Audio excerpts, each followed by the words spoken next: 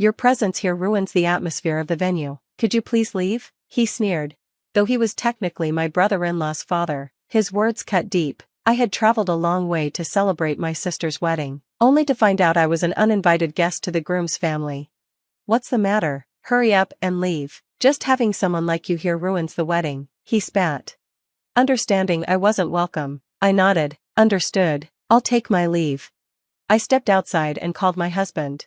What's going on? Why are you here? He asked, concern in his voice. I was told to leave, so I did, I answered honestly. There was nothing else to say. What does this mean? He muttered darkly, turning his gaze toward the groom's family. They stared back, unrepentant. My name is Lisa, and I'm 32 years old. I live with my husband, who is 11 years older than me. The only family I have left are him and my younger sister, Summer, who is 10 years younger. Our father left when I was 10, leaving us in a single-parent household. Summer had just been born, and our mother worked tirelessly to raise us. She juggled jobs from morning till night, and I stepped in to take care of my sister. Despite the hardship, I never complained. We managed until I graduated high school, but years of overwork caught up with my mother, and she passed away. With no extended family to rely on, Summer and I were left to fend for ourselves. What's going to happen to us now, sis? Summer asked, her young face full of fear. Don't worry, I'll manage somehow, I reassured her, though I had no plan. I found a job as a clerk at a small company. The pay wasn't great, but they were willing to hire a high school graduate. It was a small workplace, so I quickly found myself handling a variety of tasks. At first, it was simple clerical work, but my responsibilities grew over time. The boss, however, was kind and supportive. Lisa, would you like to earn a qualification? He asked one day. A qualification? Yes, it's a bit specialized, but we need someone qualified, and you're young, it shouldn't be too hard for you to study, he explained. Would this be outside of working hours?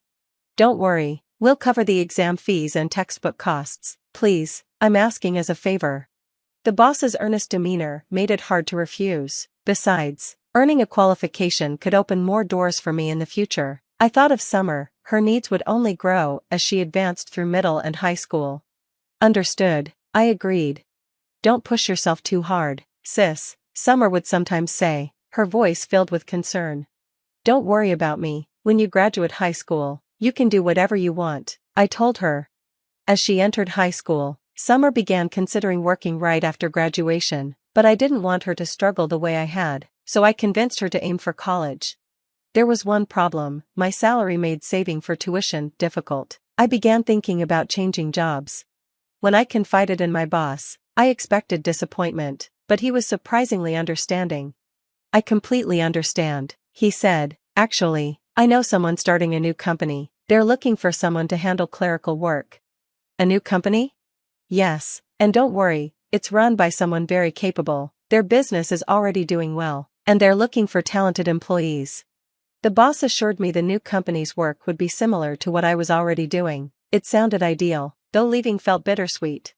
I've been thinking of closing this company soon anyway, my boss admitted. Most of us here are nearing retirement, and it's getting harder to keep up, so don't worry about leaving, you've done more than enough. After 5 years with the company, hearing his kind words brought tears to my eyes. Don't cry, he said gently. If I make a young girl cry, my wife will scold me. It's better when you smile. With his blessing, I joined the new company. Nice to meet you, I'm Mike, my new boss introduced himself. He was 38, with an air of professionalism that was hard to miss. Nice to meet you, I'm Lisa, I replied. We really needed someone with your qualifications. You've been a great help already, Mike said warmly. If you could handle things at your previous company, I'm confident you'll excel here. Thank you very much, I said, feeling both nervous and excited for what lay ahead. I was nervous, but I think I handled it well. Before I knew it, Mike's company had become my new workplace. It was a startup, aggressively expanding, and Mike was at the center of it all. Though it was a new company, it seemed well-backed, with many big projects already on the table. I'm really grateful to have you here, Lisa, Mike said one day. Your office skills are specialized, and it helps that you have such a strong background. I'm glad I invested in your training. His words made me happy, and as time went on, I could see the company growing. Mike appreciated my work, And I no longer worried about my sister's tuition or our daily expenses. You seem so lively these days, my sister commented one morning. Really? Before, you always seemed overwhelmed by work, but now you seem to enjoy it. Maybe it's because of someone, I teased. Mike? She asked, joking. Don't be silly, I laughed. Go get ready for school. 4 years later, I was 27, and my sister was about to graduate high school. She was doing well in school and aiming for her preferred university, barring any health issues. She was expected to pass. Meanwhile, Mike's company was flourishing, taking on larger projects, and Mike was a brilliant leader, always bringing in new work and building partnerships. The number of employees quickly increased, and before I knew it, I was training new hires. How about a trip sometime? Mike suggested. A trip? But my schedule. I anticipated that. I'll make sure to wrap things up early. Leave it to me. Thank you, but that feels like a luxury. Mike insisted. Let's relax a bit. You've earned it. As part of the founding team, I spent a lot of time with Mike. Naturally, our relationship grew romantic. Despite the 11-year age difference, it didn't matter to me, but there was one thing on my mind. Could we wait to get married? One late night, just the two of us in the office, I decided to share my feelings. Mike, it's not that I don't want to marry you. You're a wonderful man, and I do want to marry you, but I have my sister. She's much younger than me, and until she's independent, I can't leave her. Could we wait until she graduates? I feared it was a selfish request. Mike, already in his mid-30s, was likely thinking seriously about marriage. I wasn't sure if it was too much to ask. Of course, I'll wait until she graduates, Mike said, without hesitation, but in return, let's have dinner with your sister. After all, she'll be family. I was touched by his understanding. His assertiveness was part of what made him such a successful entrepreneur. So, the three of us began spending more time together. As Mike's company stabilized and my sister neared the end of her high school years, we all decided to go on a trip together. It was a wonderful experience, one we wished could last forever. But eventually, the trip ended. My sister went off to college, and Mike and I returned to work. Since the university was nearby, my sister still lived with me, but I knew we'd see less of each other. Around that time, she told me she wanted to get a part-time job. Sure, everyone starts with no experience, I said, though I was still a little worried. I'll be fine, she reassured me. I've been learning about business management from Mike. I'm ready. Her optimism surprised me. She was so much more mature than I had expected. She had always been like that, and her positivity had helped me through tough times. Then, one day, she surprised me even more. Sis, guess what? She said, her eyes sparkling. What is it? I'm getting married after college. I was stunned. Married? Sorry, what? She continued nonchalantly. I'm serious about marrying after graduation. Who's the guy? You don't know him. Or maybe you do. Don't mess with me, I said, half in disbelief. In the summer of her junior year, she announced her plans to get married. I was completely shocked, though she often said surprising things. I hadn't expected her to go this far. The word marriage was sensitive for me, especially considering my thoughts about Mike and me. Remember the business seminar? She asked. I clicked with a guy there. He's planning to start his own company, and he's a good guy, so I thought, why not marry him? Marriage isn't something to take lightly, I said, my voice rising. It's a big commitment, a lifetime decision. I almost expressed my bitterness about our parents, but held it back.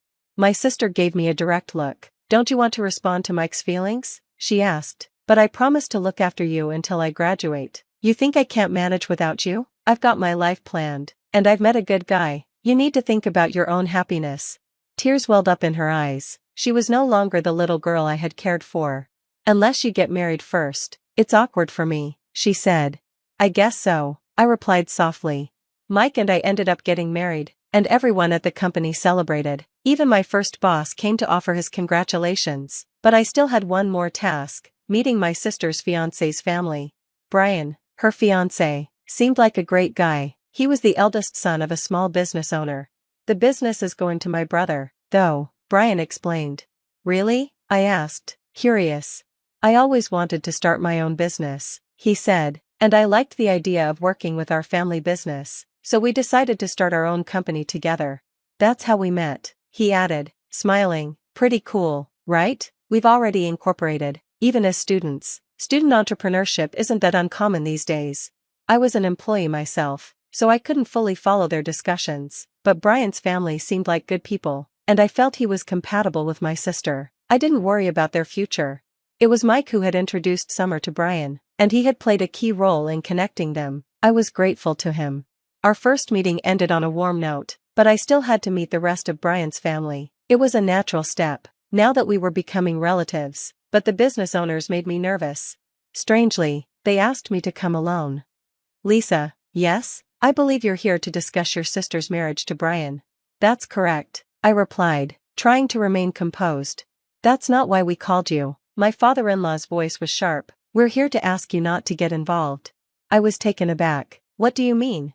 You never went to college, you lost your parents, and while Summer seems capable, you certainly don't. Don't expect any help from us. I have no intention of relying on you. I shot back. I've worked hard all my life, supported myself, and planned for my future with Mike. Whether I retire later or not is none of your concern.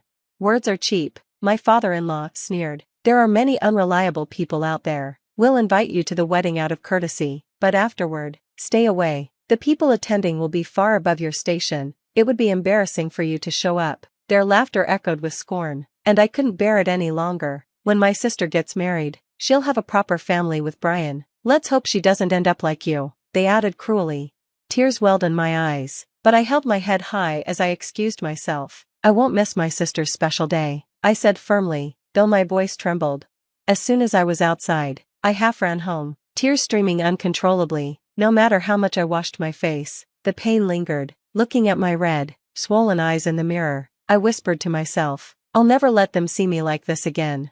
The insults didn't just hurt me, they felt like an attack on everyone who had supported me throughout my life. But no matter what, I resolved to attend my sister's wedding. Watching her get married felt like a final act of letting go, a passing of the torch. Time flew by, and soon, her college graduation and wedding day arrived. You'd better come to my wedding, sis, my sister teased. I've planned an amazing day. I wouldn't miss it for the world, I replied with a smile, hiding my unease about seeing Brian's family again. The venue was extravagant, and the guests exuded wealth and prestige, dressed in formal wear. I felt overwhelmed but kept my composure as I showed my invitation to the usher. He guided me to a private room. As soon as the door opened, mocking voices greeted me. So, you actually came. You really don't understand social cues, do you? Standing before me were Brian's father, mother, and younger brother Dustin, all dressed in high-end suits and designer attire. Why are you here? Dustin sneered. Do you not realize how far beneath us you are? Having someone like you here lowers the venue's prestige. You weren't really meant to show up, his father added. Even though we invited you, we expected you to know better. Get the guards to remove her, Dustin said dismissively. The flood of insults continued, cutting deep. I endured them silently until they crossed the line. What if Summer ends up like you? Dustin spat. She won't, I snapped, my voice shaking. Summer is hardworking and smart. Besides, she and Brian are starting their own business together. Ridiculous. Brian will take over our company, not start some side project, his father scoffed. That's not what they said, I countered. They've already incorporated their own company. Their faces twisted in disbelief. Before they could hurl more accusations, the door opened. Sorry I'm late. Mike's voice filled the room. The family's demeanor shifted instantly. Mike, it's been too long. They greeted him warmly, falling over themselves to show respect. Mike ignored their pleasantries. Have you seen my wife? Your wife, they echoed, shocked. Oh, there she is, Mike said, spotting me in the corner. Why are you standing there? They told me to leave, I said softly. Mike's expression darkened. Why would you tell my wife to leave? She's also the bride's sister. The room fell silent, their faces pale. We didn't know, the father stammered. Explain what happened, Mike demanded. I recounted everything truthfully. So, you insulted my wife and tried to humiliate her? Mike's voice was icy. Insulting her is the same as insulting me. Is that how you treat family? We didn't mean to insult her, they stuttered, visibly sweating. Then what did you mean? Mike's piercing gaze made them shrink. After a long pause, he continued, I do business with your company, but we're not family. Brian is my friend, but that doesn't mean I'll tolerate disrespect toward my wife. Effective immediately, I'll be ending our business relationship. Wait, that will ruin us, Brian's father cried. Please reconsider. I won't. Don't worry, though, I'll work with Brian and Summer's new company instead. They've earned my trust. The family looked stunned, realizing they had lost both their son's loyalty and a critical business partner. Mike turned to me. "Let's go," he said, leading me out of the room. The wedding proceeded without further drama. Brian and Summer began their new life together, moving into a new home as they focused on growing their business. Meanwhile, the in-laws faced the consequences of their actions, their company struggling without Mike's support. As for us, life brought a new chapter. I gently patted my belly one evening, excitement and nervousness filling me. When Mike returned home, I greeted him with his favorite stew and a big smile. "I have news," I said, placing his hand on my stomach. His eyes lit up. "Really? That's amazing." He hugged me gently. With a baby on the way, our family was growing, and though our responsibilities would increase, I knew we could handle it. Together, we would build a happy home filled with love and hope for the future.